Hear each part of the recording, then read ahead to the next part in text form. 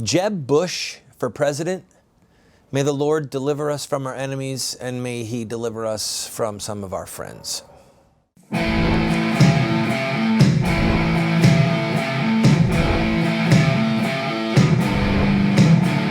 Those who forsake the law praise the wicked. Those who uphold the law resist them. Welcome to the Voice of Resistance. Here's your host, Randall Terry. Well, it's kind of funny to watch Mitt Romney and Jeb Bush quarrel over which of them is the head of the establishment or the Republican Party. I think Rush it was pointing out, it wasn't too long ago, that the Republican establishment denied that there was a Republican establishment. And now you've got Mitt Romney and Jeb Bush saying that they are the titular head of the establishment. They're the establishment candidate. We're talking about Karl Rove, we're talking about big money insiders, we're talking about heads of corporations that want illegal immigrants to be made legal because they want cheap labor. We're talking about people who orchestrate campaigns so that they woo the religious right, so that they get our vote, they get our money, and then they betray us. I want you to think back to Ronald Reagan. The establishment did not like Ronald Reagan. They thought that he was unelectable. And two of the largest landslide victories in the history of the United States were Ronald Reagan being elected and then re-elected, stomping Mondale into the earth. So I want you to remember that Ronald Reagan was really conservative. This is the president who called Russia the evil empire, the Soviet Union, the evil empire.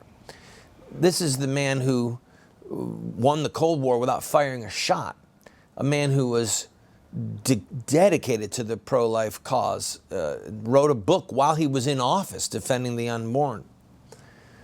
He was really conservative. Believed in prayer in schools. I mean, Ronald Reagan was the real article. And the establishment didn't like him. But when he won the primary in 1980 over George Bush, by the way, George Bush the elder, you remember George Bush ran in 1980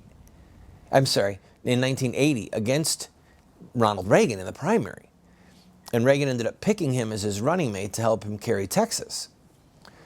So when we look at establishment Republicans and their lies to us that we can't have somebody who's unelectable, well, that's what you said about Ronald Reagan.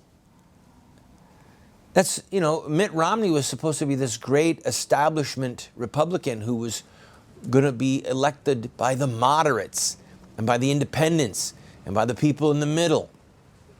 Well, as it turns out, he wasn't President Romney. He was sent into political oblivion because he couldn't mobilize the base. Now, what I think that would be a really good lesson for us to learn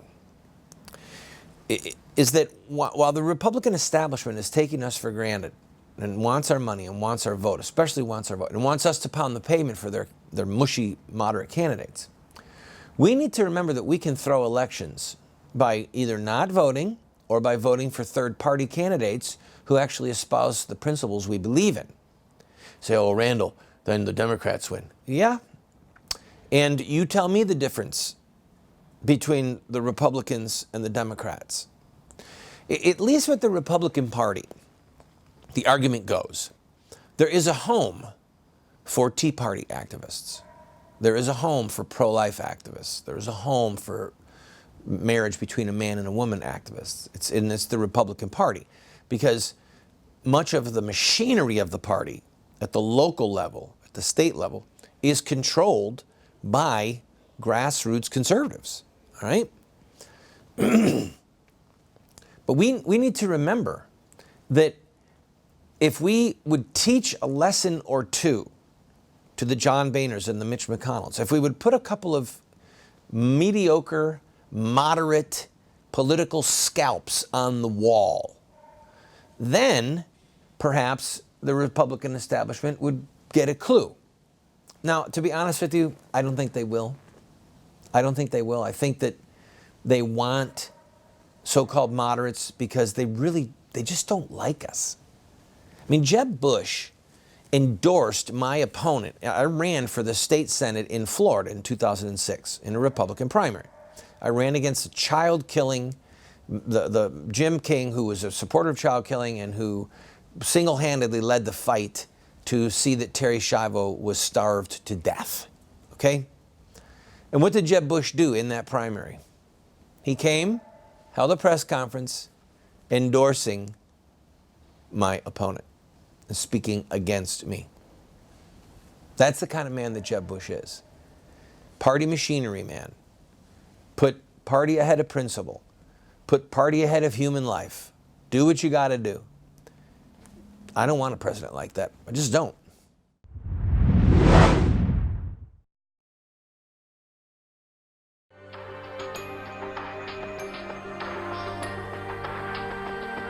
You have two choices. I mean, you can try to raise your children by design, or you will raise them by default. There are no perfect parents. We're going to get it wrong sometimes. If we have a plan, we've got a better chance of getting it right in the long run. There is something deep within the heart of every human being that longs for parental acceptance and approval. When does a boy become a man? Get a group of guys around and ask them that question. I don't think there's a certain age. Some men stay boys their whole life. I would say, 16, 18 years old. Wow, that's a good question. When they get bar mitzvah. Well, I think when he has a child. So I just became at 56, 56 years old. Without the power of the Holy Spirit changing us and giving us power over our sin, we can't hope to be the dads that our kids need us to be.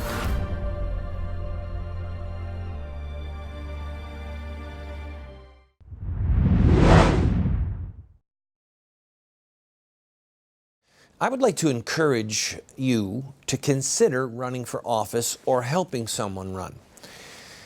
Now, there's two ways that you can strategize in your brain to pursue a campaign. One is to try to win, and the other is to run knowing that you're not going to win, but that you use the platform to get a message out and to help define the debate.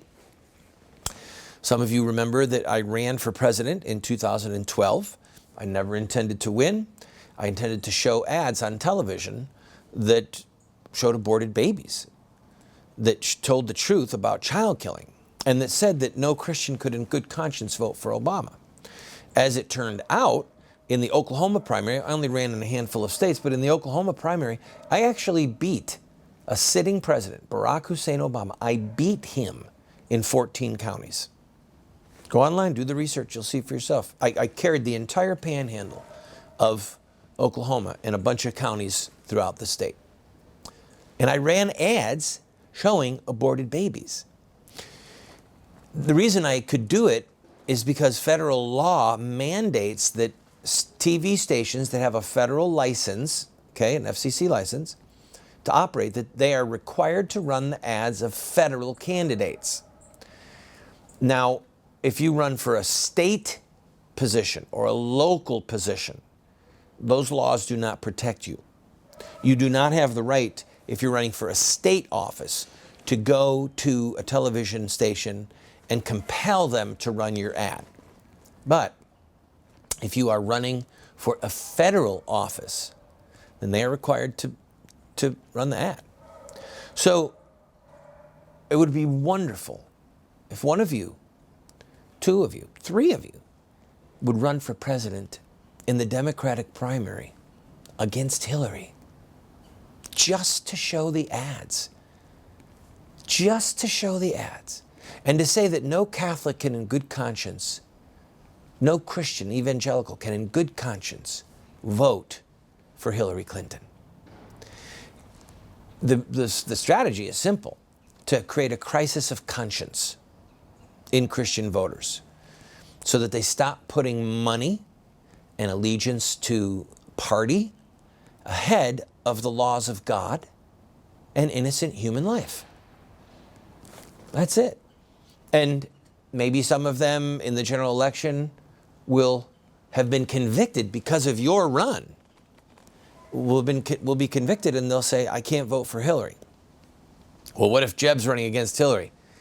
Let's cross that bridge when we come to it. But it would be wonderful if some of you watching this TV show would say, Randall, I'll run. I'll help you. I'll advise you if you want help. Take your phone call. You can email us, go to our website.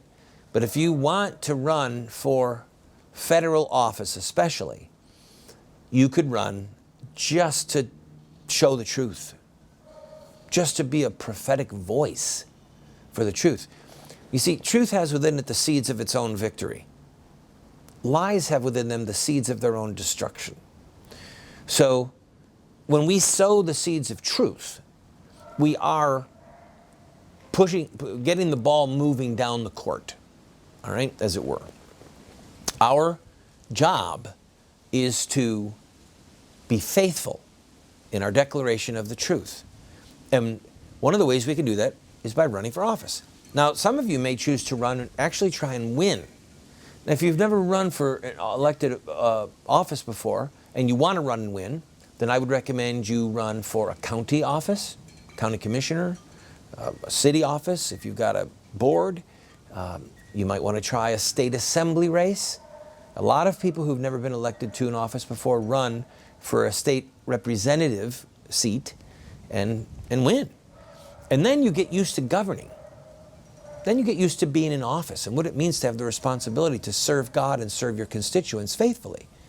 And then maybe 4 or 6 or 8 years from now, you could run a federal campaign to win. And there are newcomers to the process. We saw some of them in this election cycle who ran for the U.S. House, never run before, and prevailed.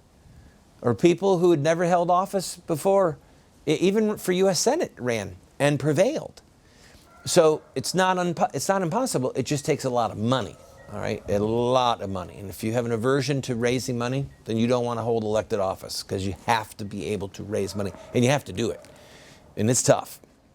So anyway, as we now start to gear up for the 2016 presidential election, as we see the Republican establishment poise itself to betray us yet again, I want to encourage you, consider running for office.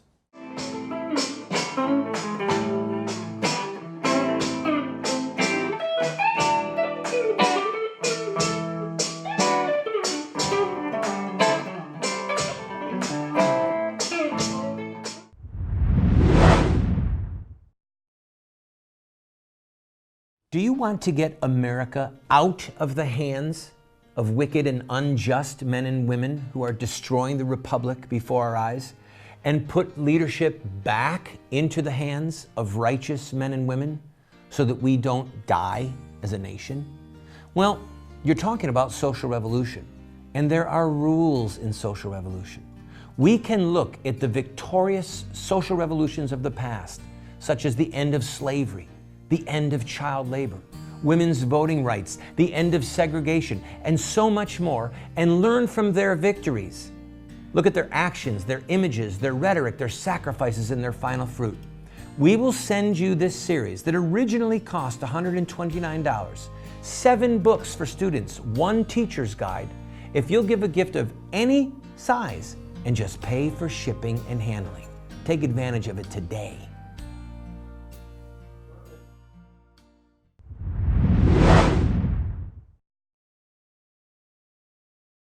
Some of you are pondering what I said about running for office, and you're saying, but I don't even know what to do. Where do I even begin? I'm glad you asked. Go to our website. We have a ton of training videos there for free. You literally can have them for free. Friend, we don't do this show to make money. We do this show to be a witness for God's truth, a witness for the laws of God, a witness for human life, for the babies who are being slaughtered and butchered in America's abortion mills. That's why we do this show. We do this show to help mobilize people to action, to help train people to think with a historic Christian worldview, and then to act out their faith in the public square. That's why we do the show. And so we've created a massive website with just hours and hours of training material for you for free. America is in a crisis of leadership. What we lack right now, the biggest crisis we face, in my opinion, is a crisis of righteous leadership. In other words, child killing would be driven back to hell from where it came if we had the right leaders.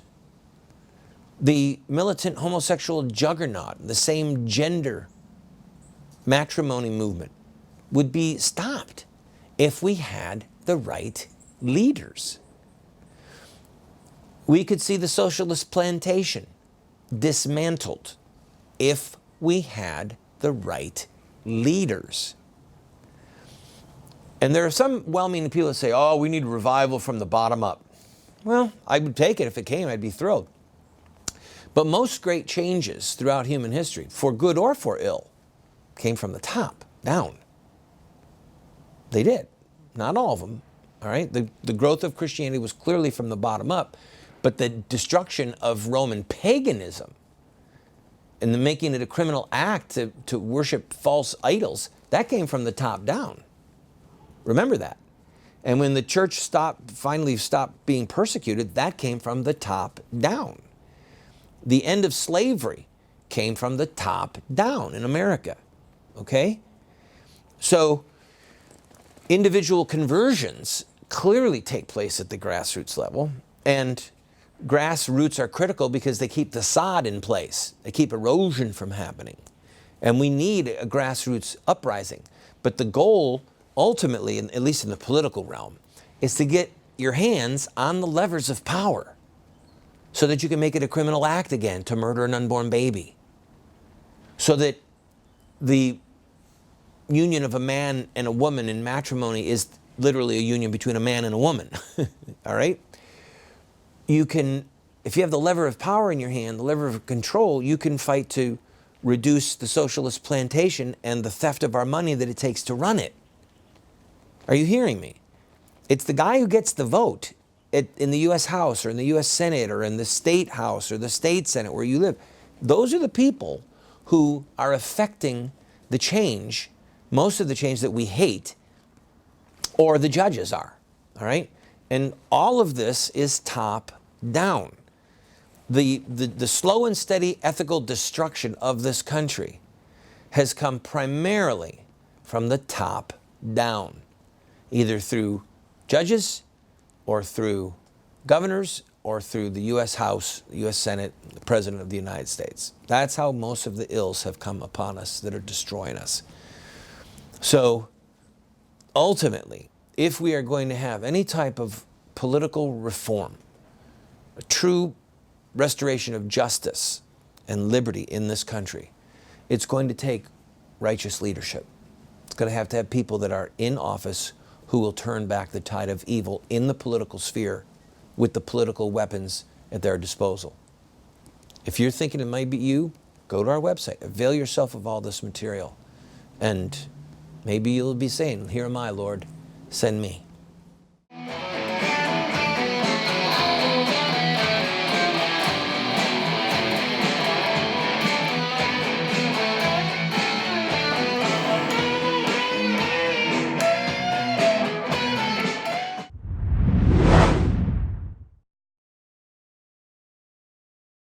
I have been a leader in the pro-life movement for 30 years.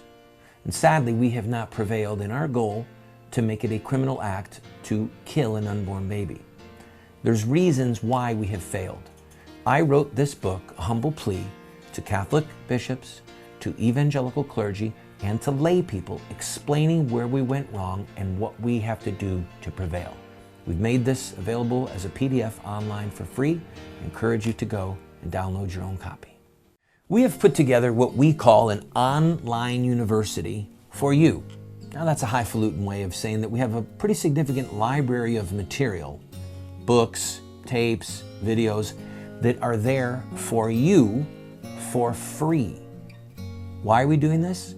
Because America is desperate for new leaders, and because this material could help you to become the leader that you and God want you to be. Check it out and enjoy it.